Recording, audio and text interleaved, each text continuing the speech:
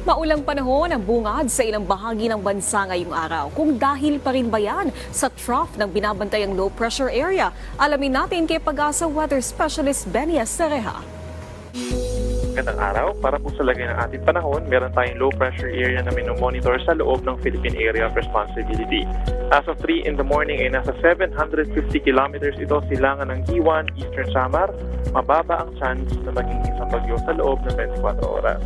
Pero inaasahan po natin na itong LDA ay sumanib or maging parte nitong bagyo na nasa labas ng ating area of responsibility na si Typhoon Bolaben.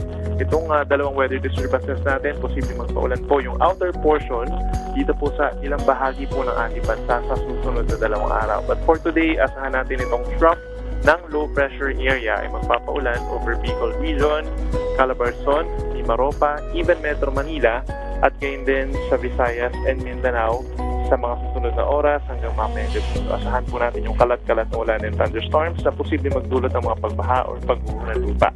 Dito naman sa natitirang bahagi ng Luzon, asahan pa rin ang bahagyang maulap na kalangitan na sasamahan lamang ng mga pulupulong pagulan dulot ng localized thunderstorms.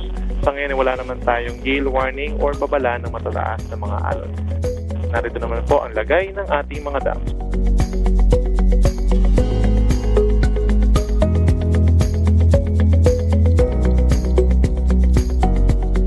Yan po muna ang latest mula dito sa Weather Forecasting Center ng Pag-asa.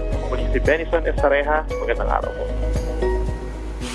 Maraming salamat Pag-asa Weather Specialist Benny Estereja. At paalala muli sa ating mga kababayan para maging ligtas sa lahat ng pagkakataon mula sa epekto ng pabago-bagong panahon. Ugaling tumutok dito lang sa PTV Info Weather.